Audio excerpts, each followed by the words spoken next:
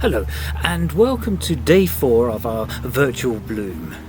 Now this video is going to show us the shady part of this little wall coming from the pond out into the open part of the garden.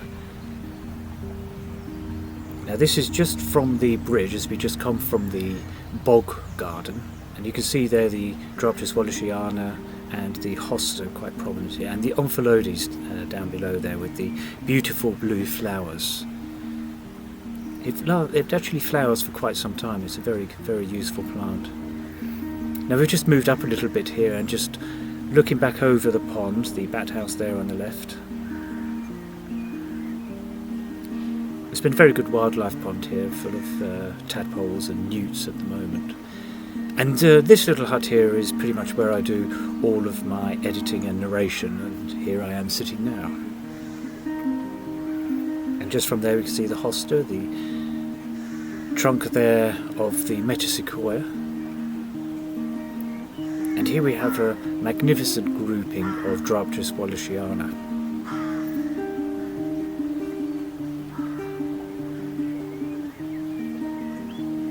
And just in front of the Droptis Wallachiana there we have Droptis dilatata crispa whiteside. An extremely useful plant. This seems to grow in dry, moist, even wet conditions.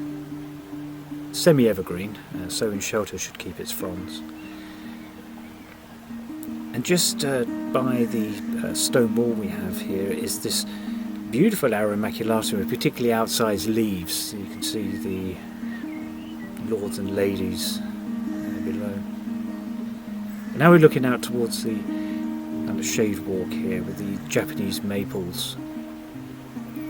The colour here in the autumn is absolutely magnificent, and I will be doing a video to show that later this year.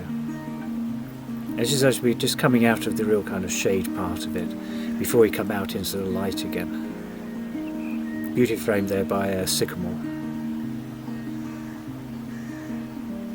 And as we come into the light, it gets very, very damp. So the garden does have a large number of springs coming from it. You see the Osmunda regalis there.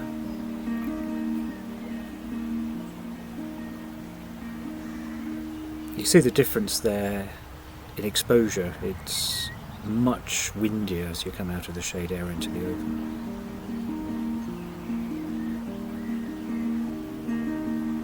And here we just have a nice little colour combination of the Cilia and the Acer behind it.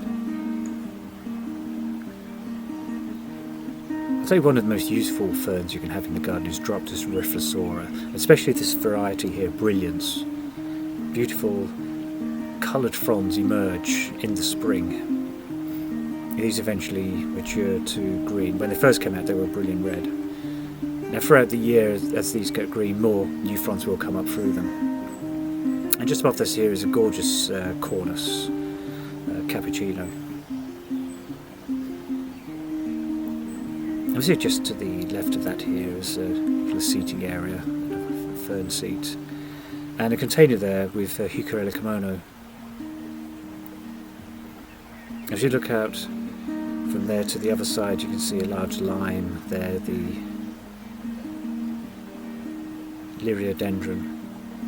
And here we come back to the cappuccino. You can see the Droptis reflexora there at the base.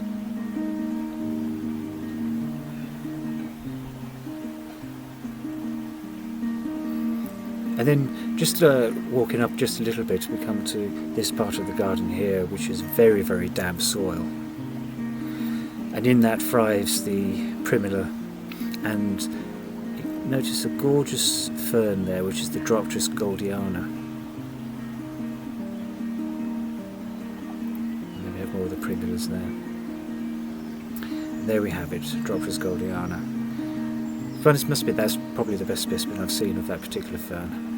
Well, I hope you've enjoyed this short little tour. Join us tomorrow for the final video in our bloom.